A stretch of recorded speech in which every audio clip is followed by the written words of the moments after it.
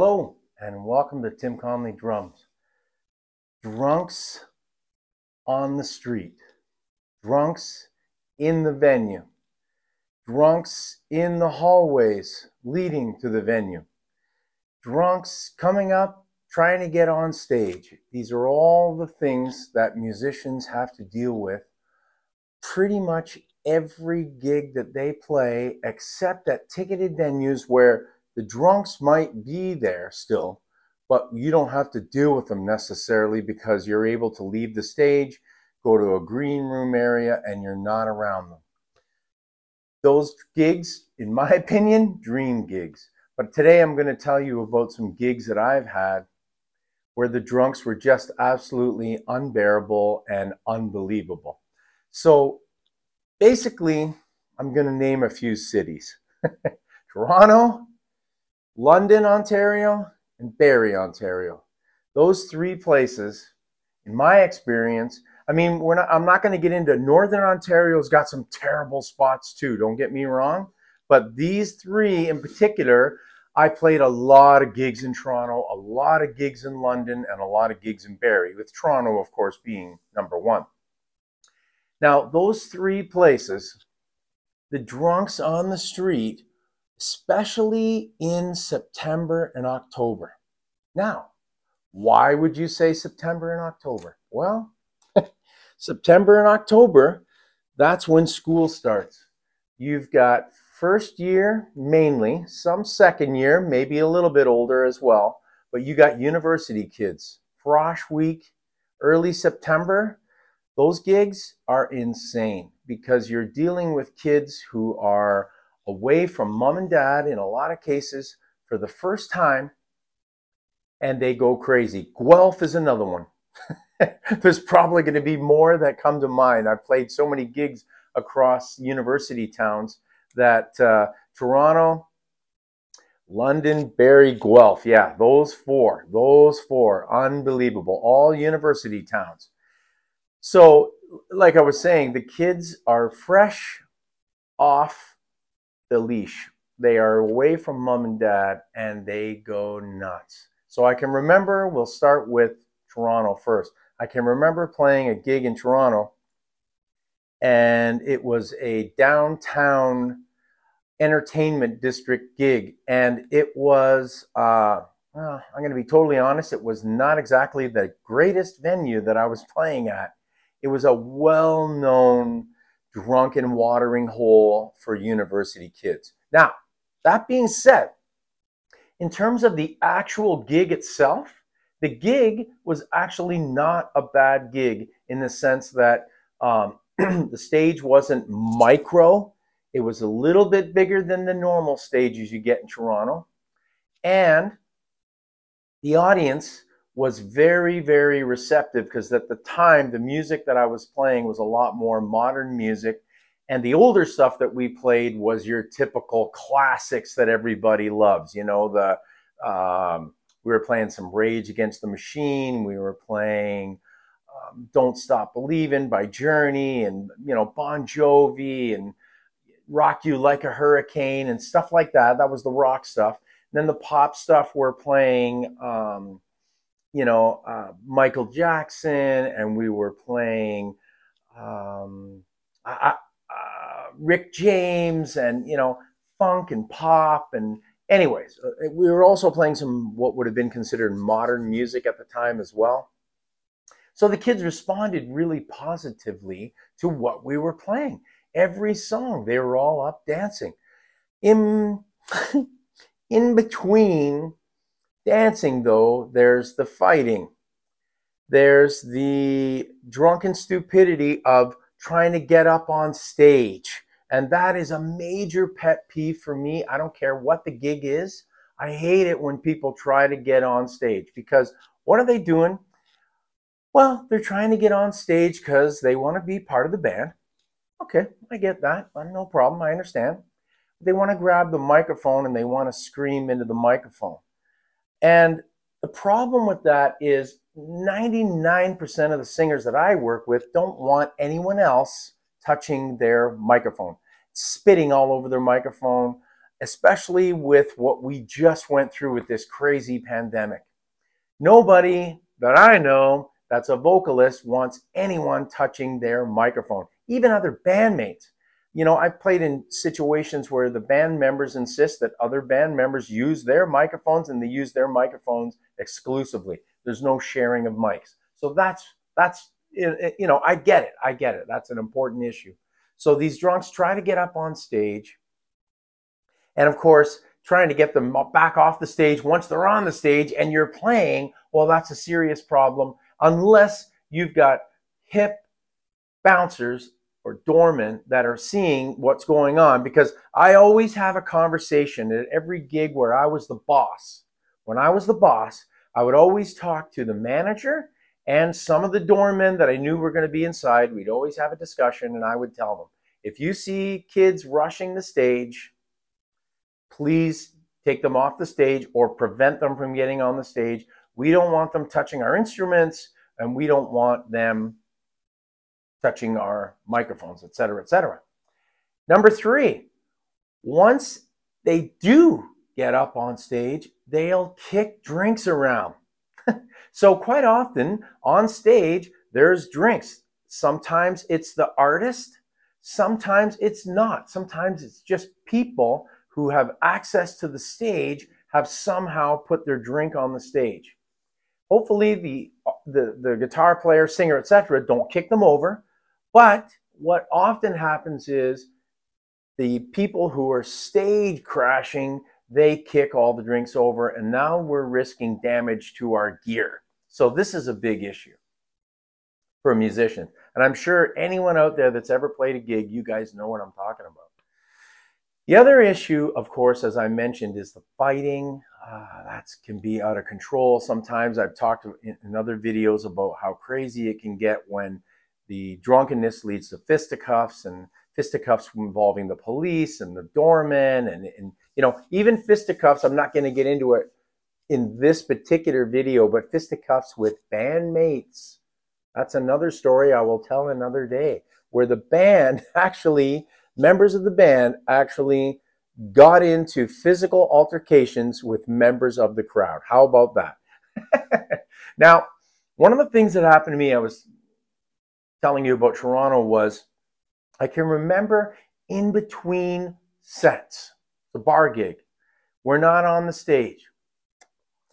And this guy, I remember this one gig in Toronto, like I said, the venue was not a bad venue to play, but the drunkenness was at a level that was ridiculous because it's early September. They're all kids and they're all just out of their minds with booze. So this guy tries to get up on stage and he's trying to take my stuff. Like he's literally on stage doing one of these, wingnut on the cymbal, trying to take my cymbal. Are you kidding me? Luckily, somebody in my band says, "Hey, Tim, that guy's trying to take your cymbal."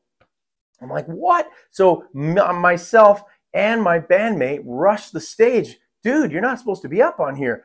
You know, you're not supposed to be up here. And what the hell are you doing? Don't touch the gear. Get the hell out of here. So he starts a confrontation with us. Well, you know what? Rather than me getting into a situation with a guy on stage when I'm working, I immediately signal a bouncer, comes over, and I tell him, this guy's got to go. He's trying to steal my stuff. So the next thing you know, the guy gets tossed out. Bouncers grab him, toss him out. But this is just a nightmare dealing with this type of thing with young kids in the bar scene. It's just unbelievable. Now, the other thing is, at the end of the night, trying to maneuver your way through the crowd with your gear. It can be an absolute nightmare when everybody is stumbling drunk and they all, you're the drummer. You're the drummer in the band. My cousin's a drummer and he's better than Neil Peart. And I'm like, yeah, great, good for you, man. Like, I got so sick of that nonsense coming from 19, 20, 21-year-old kids. It drove me insane. Can't deal with that at all anymore. But back in the day when I was playing a lot of bars, I don't do bar gigs anymore, but when I was playing a lot of bars, having to deal with this, I was extremely patient. I don't have these patience anymore. But back in those days, I did have the patience to deal with them, and I just blew them off and carried on. But trying to get your gear, once you get your gear outside, just trying to maneuver where you got to go, wherever your car is. Just getting your gear to the car without it getting stolen. That's another thing. Same venue, different time. I take some of my gear outside, and I can't carry it all, but I got it outside, and I'm leaning it right, and this is a mistake. I never did this again, by the way. I'm leaning it against the wall right near the door. And the last thing you want to do is leave cases, because the drum bags have handles. Well, people coming outside, this is a freaking invite.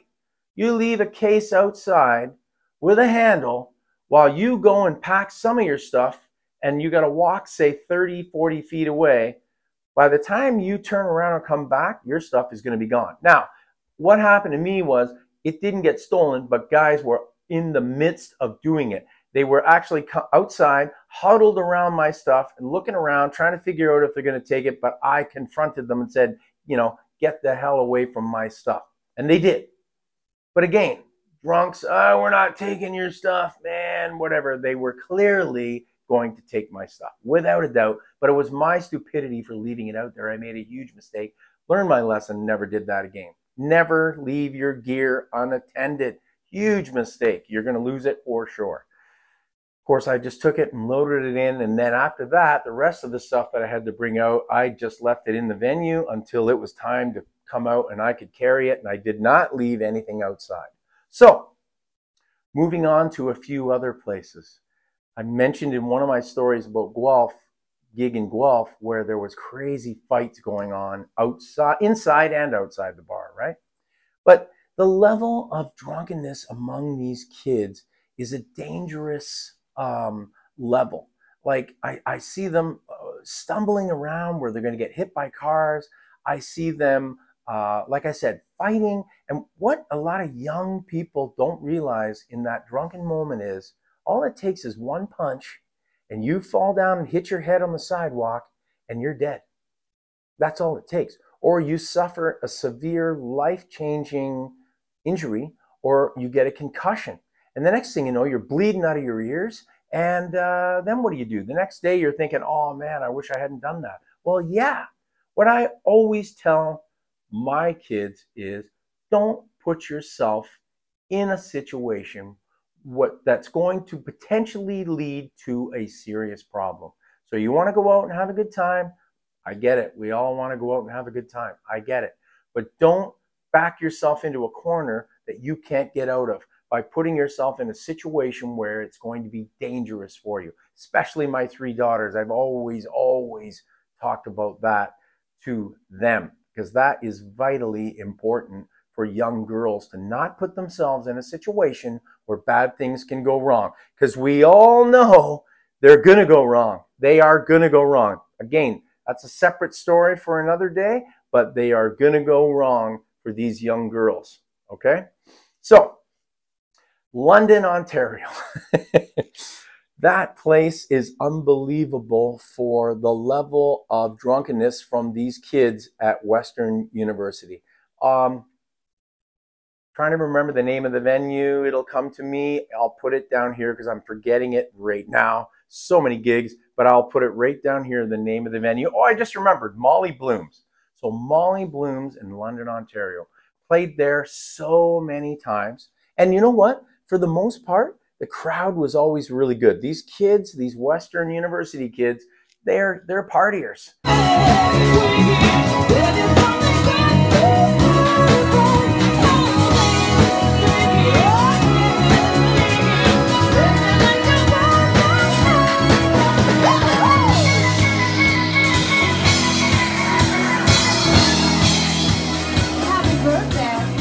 I can remember playing Rage Against the Machine and setting these guys into an absolute frenzy where they're fighting, they're trashing the place. I remember one night, tables flying, chairs flying, the place is just in chaos. You know, all it takes is one guy to bump into one other guy and spill his beer, and then all hell breaks loose, right? So I can remember Molly Bloom's being a good venue to play. We enjoyed playing there, but it was the aftermath that was the problem. And then I can remember I used to have to park in the very back of the venue, but then you would have to go get your vehicle. Otherwise, you're walking, hundreds of meters to get to your car. I'd have to go get my car, pull it up close to the venue. I remember the parking. There was 2 parking lots, and the one parking lot was actually, there was an apartment building right beside and or part of Molly Bloom's. So we would park in behind that apartment building, and then we would pull our car up, and that's where we would load in, load out. Now, one thing that was good was the actual area to load in, load out, because it was like an apartment lobby. A lot of the drunks were not allowed in there because it was an apartment. So there would be a doorman at that door that would lead out to the apartment lobby, and he would block everyone except for band members, because he would clearly see we were in the band and we were loading and unloading gear. So that actually, the load in, load out was fine. But this, I'd say a couple of times, the party went around into that parking lot. And there was hundreds and hundreds of these drunken kids in the parking lot. I can remember a couple of them trying to get into my car. Oh, let me help you with your drum gear. And they're stumbling all over the place. I can remember one guy grabbing one of my drum cases and falling on it. And I'm just like, oh my God, don't touch my stuff. I had to go into the venue and get the bouncers to come out and help me because there's just too many of them and they were going to call the police because these kids were just nuts, and they're laughing and jumping up and down on my bumpers of my car and everything. It was insane. It was just total insanity on this. I think that happened to me a couple times where that happened. Now, it didn't deter me completely from playing that venue, but just the insanity that goes on. They wouldn't behave like this if it wasn't for the fact that it's September, new to school, away from mom and dad, strings are cut loose, alcohol is a heavy, heavy factor, and they're going nuts. Now, I know that every city, every major city, has these issues. It is not just the places that I named. I played many other places, but infrequently. Like playing up north, it was on a tour, as opposed to, like when I was playing in London, I was playing there every 6 weeks, routinely, every 6 weeks, like clockwork, playing there. Guelph too. These clubs they get their 10 favorite bands and they put you on a rotation. And they pretty much stick with the bands that are in that rotation. The odd band gets to start new. If one decides, okay, we've been in this rotation for 2 years, we've had enough, and we leave, then they get some kind of a replacement band. But I was in these rotations for these places for many, many years. And, you grow tired of it. Now, in January, when it's freezing cold and lots of snow and stuff, the kids still come out. Nothing changes. But because of the exterior weather, the craziness outside isn't as prevalent. It's crazy inside, but you got people to help you. The band, your bandmates, you've got the bouncers, you've got the management, you got people that if things go wrong inside, they can help you. But when things go wrong outside, sometimes you are on your own. And that's the part that's really difficult. I can remember one time in Barrie, let's head to Barrie, Ontario. A guy tried to rob me. He knew that I got paid. He knew that I got paid cash, and he literally I think this was like a routine for him. Now, he didn't get the money off me because the guy was so drunk, he pulls some kind of a weapon on me. It was like a box cutter or something, right? And I'm just talking to him calmly, like, dude, you don't need to do this, whatever. I'm trying to talk him down. In the process of him give me all your money, dude. I might take those drums off you too. You know, stupid, idiot, punk, drunk. In the process of him trying to jack me up, his pants fell down. And in the process of his pants fell down, well, I rushed him. When I rushed him, the box cutter went flying. He's too drunk to defend himself. And I just screamed and yelled until some other people came and helped, and the police were involved. I mean, the guy tried to rob me. The police were involved. This was just absolutely terrible. Now, once again, I'm not going to say that I played that particular venue. I can't remember the name of the venue, but that particular venue in Barrie, and I'm not blaming the venue, by the way, it had nothing to do with the venue. But in that particular situation, I do not blame the venue or anything like that. I think it was just this kid was drunk. He was stupid, needed some money. He knew that I was in the band because he kept talking to me about it. Plus, I was loading gear in and out. Luckily, there was other people around there to help me so that I didn't get injured. And the police came. Actually, the police were actually on the other side. I was in the back. The police were at the front. The bouncers went and got the police. The police were there in a minute after this happened. So the guy got arrested and I never saw him again. That was the end of it. But this is the craziness that of the levels of alcohol that people can drop to. I'm sure this kid wasn't a terrible, terrible kid. I don't know. I just think that he was in a situation where the alcohol makes us all do crazy things sometimes. There's no doubt about that. I've never robbed anybody drunk.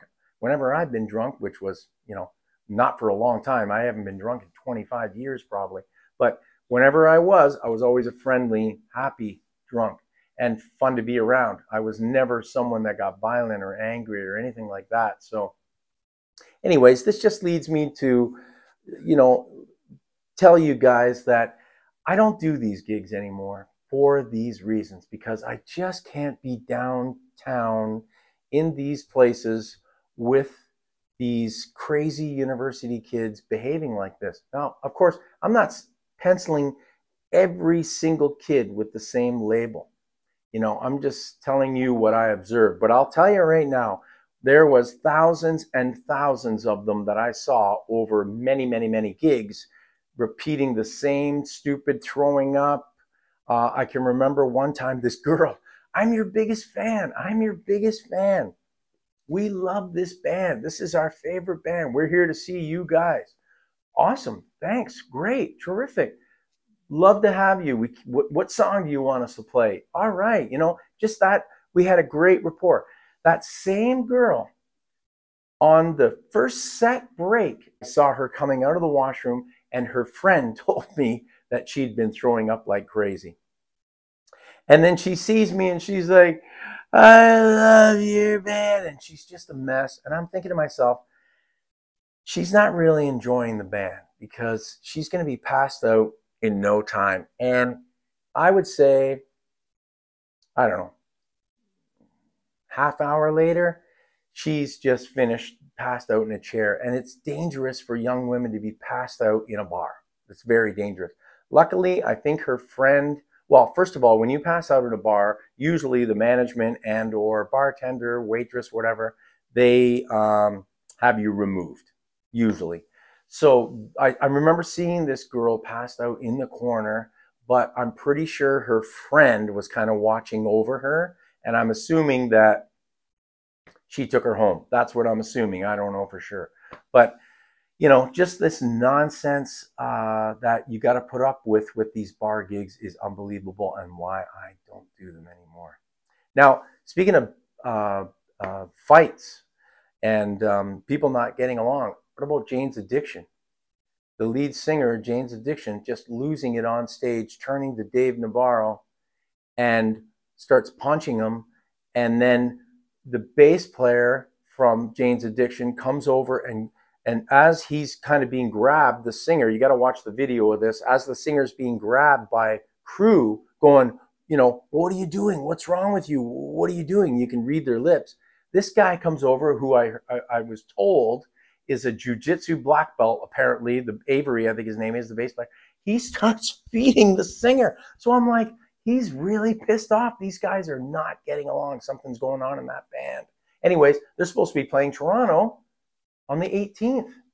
They have a show, not tonight, but tomorrow night. So keeping your eye on that and see if what's going on with that band. There's probably going to be an announcement coming out because it's all over the news now, and there's a video on YouTube and everything all about that situation. So go and check it out. All right, guys. Thanks very much for watching. Thanks for commenting and subscribing. And as always, keep drumming. See ya.